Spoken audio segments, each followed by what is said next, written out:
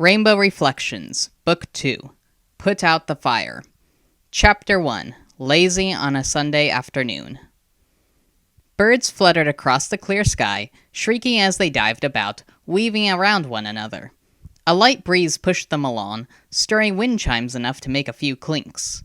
The chimes were hanging off a slab of wood jutting out from a vine-covered roof.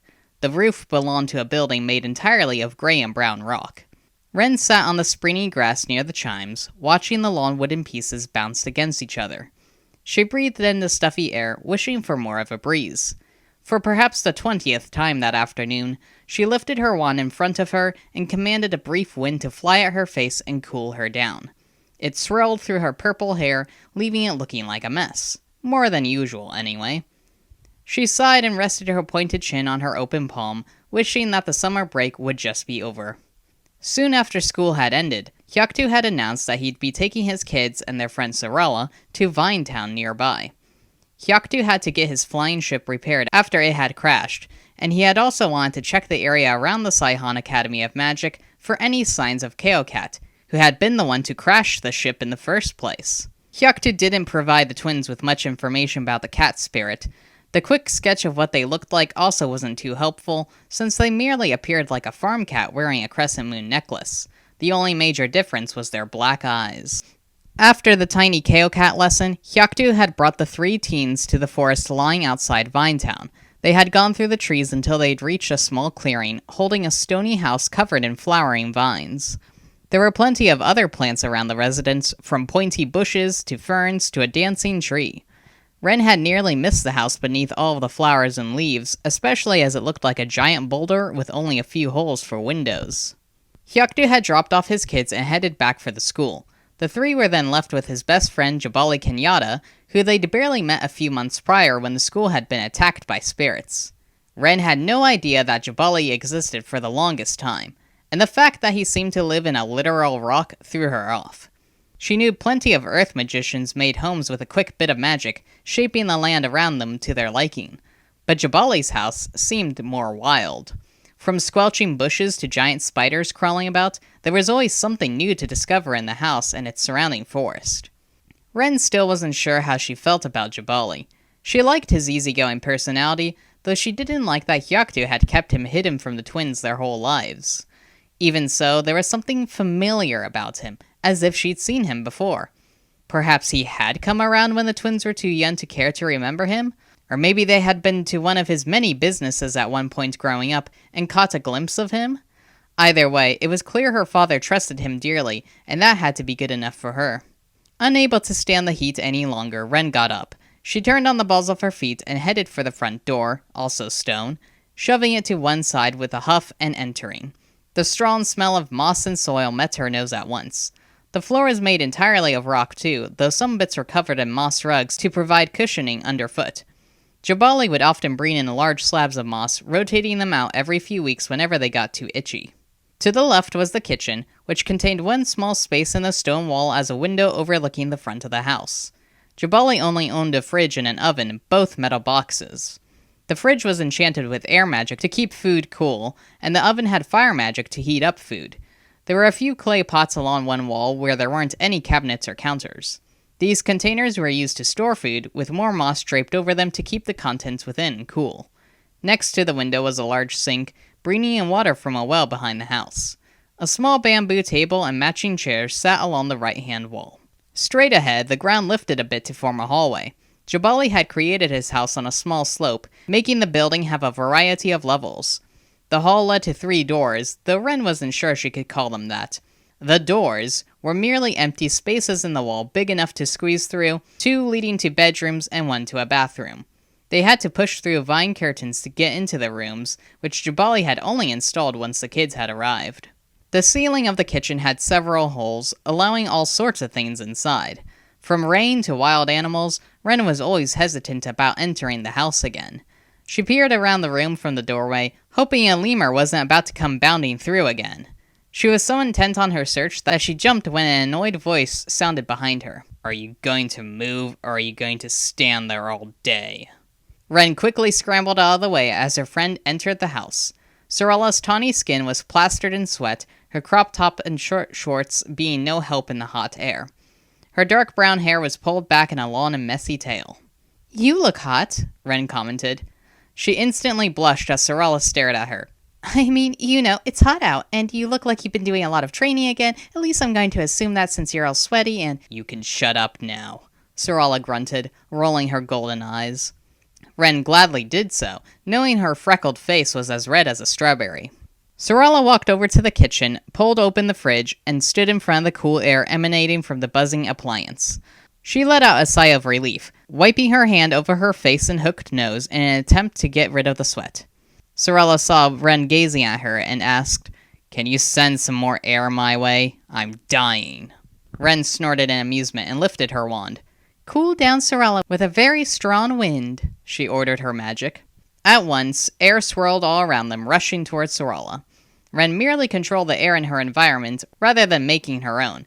It took more effort to make her own element, wand or no wand. "That feels so good," Sorella said, closing her eyes. "I bet it does," Ren replied. "I wish he had an air cooler," Sorella commented, closing the fridge. "I suppose you'll have to cool us all down." "Only if you pay me," Ren teased. "I don't have any money," Sorella pointed out. "Just my wand. And the clothes you gave me, I guess." "Yeah, you're going to need new clothes," said Ren, observing Sorella. "What do you mean?" Ren stared at her. "You're joking, right? You've grown probably 3 inches since we've been here. You're getting so tall." "I'm not that tall," Sorella scoffed. "I'm barely taller than your dad." "Dad's short," Ren pointed out.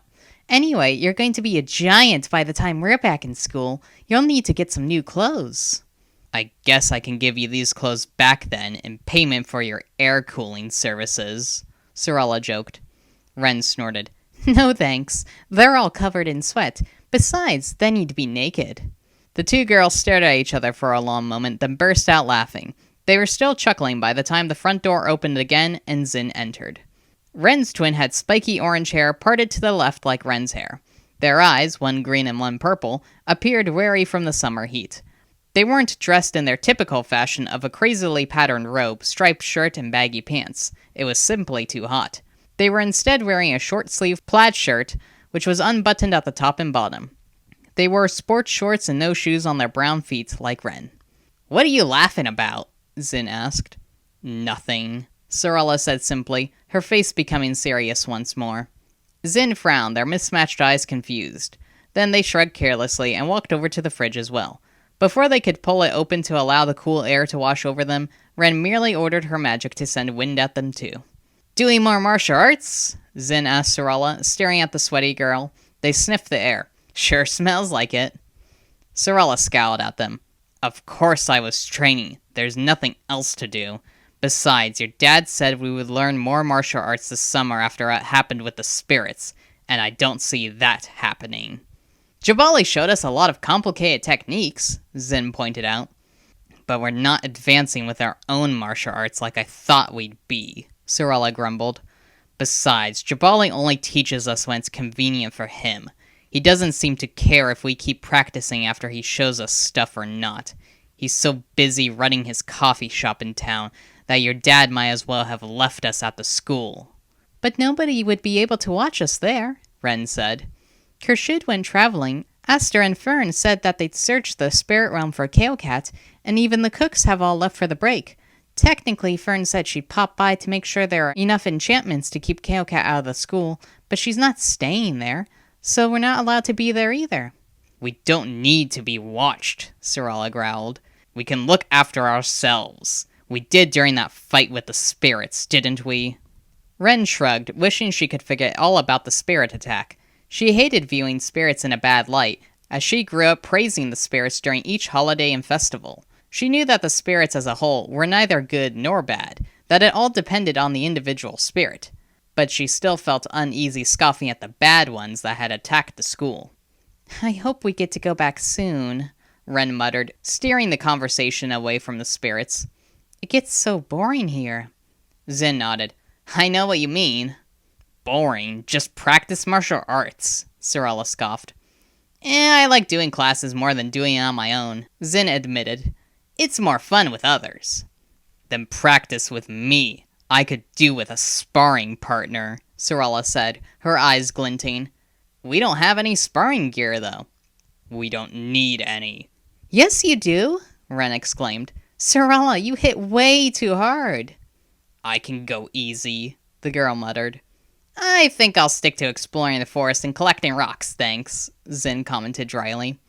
Ooh, is that what you were doing? Ren queried. Zin shrugged, pulling colorful stones from their shorts pocket.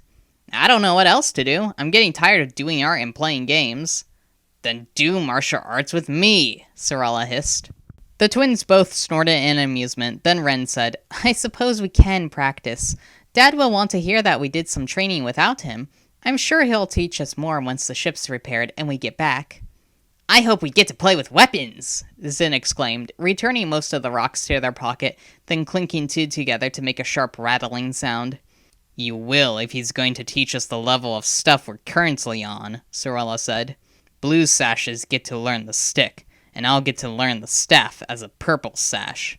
Ooh, that sounds like fun, said Ren.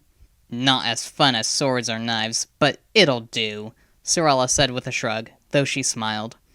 You can't wait to work with weapons again, huh? I miss my knives, Sorella murmured.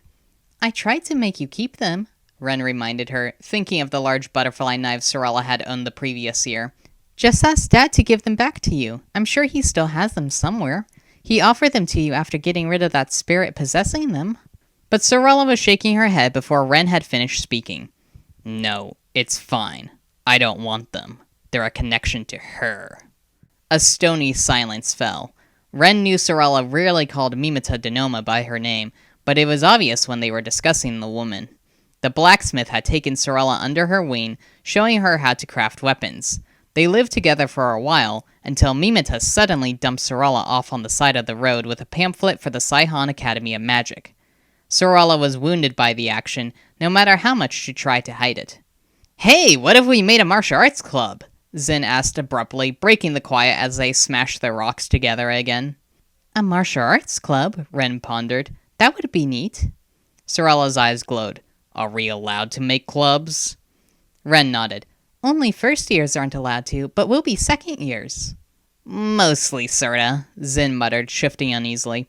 I have to retake all the first year classes because of the whole no magic thing, remember? Ren bit her bottom lip. Well, I'm sure you'd still be able to make the club with us. The club can have multiple people in charge? Sorella asked. Yep, Ren said, eager to move away from the touchy subject of Zin's magic. We need to run it by Dad and probably have a teacher supervising the meetings. Oh, this will be so much fun. Sorella nodded keenly. We could do martial arts every day. Once-a-week classes aren't enough. Then let's do it, Ren said. The three teens moved to the kitchen table and sat down. The Saihan family mirror was on the wooden surface from where they'd left it that morning.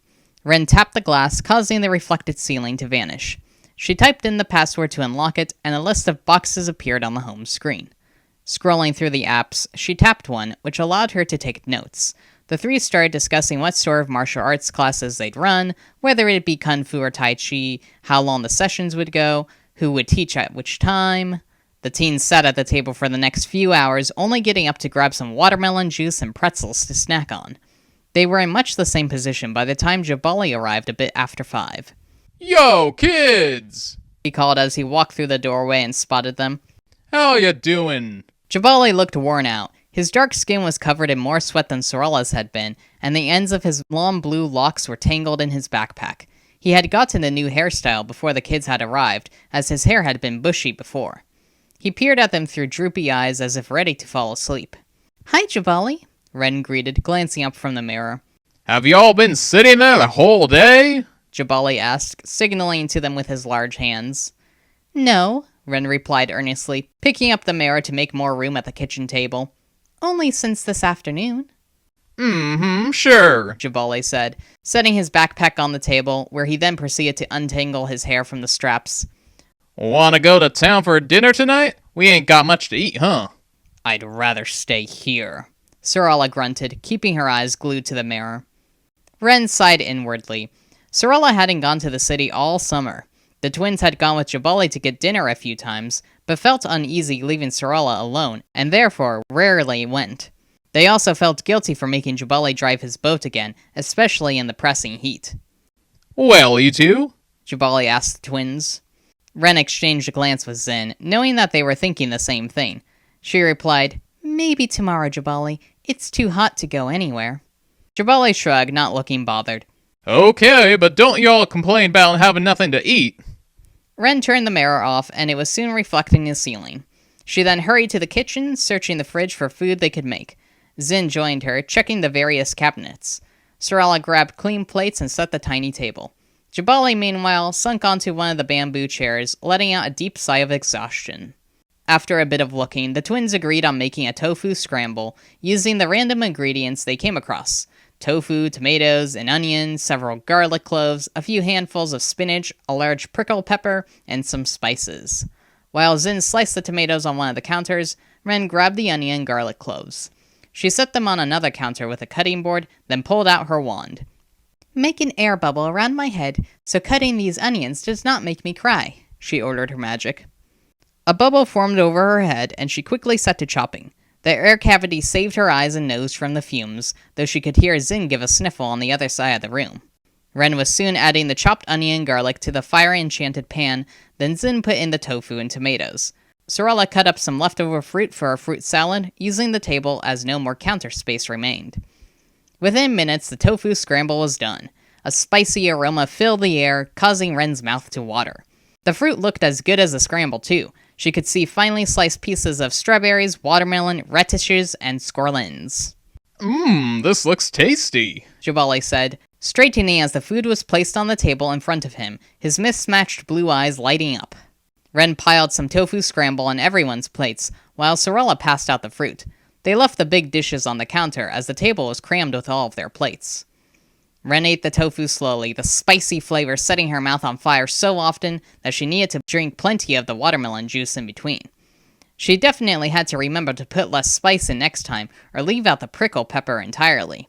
She finally turned to the fruit, which helped her mouth cool down. I was thinking of making tomorrow a fun day in town, Jabali said. Y'all interested? Ren glanced at Zin and Sorella. Sorella frowned and got to her feet, finishing her meal. She left the dish on the table and went down the hall, saying something about needing to use the bathroom. Zin was chewing, so Ren replied. "That sounds nice," she said. "I don't know if Sorella would like to go, though." It'll be fun, Jabali urged. "Sorella has a different definition of that word," Ren replied, trying to keep her face straight and failing. Jabali shrugged. Well, if she ain't want to come, we won't make her, but the rest of us can go have a good time, eh? Zin nodded, swallowing. "What do you have in mind?" You're gonna have to wait and see, Jabali said, winking. Ren rolled her eyes and popped another tart radish piece in her mouth. She imagined the four of them having fun in the city, getting out of the boring house. Her lips soon formed a frown, though. What's wrong? Jabali asked, catching her look. "I wish Dad was here," Ren muttered. Yeah, it'd be like the good old days, Jabali chuckled, leaning back in his chair and linking his arms behind his head. Ren glanced at him, her heart picking up speed. Was Jabali going to reveal something about his shared past with Yoktu? About Kaokat? She and Zin had pestered him all summer for more information, but he often pretended not to hear them. "What do you mean?" she asked, trying to keep her voice innocent instead of inquisitive.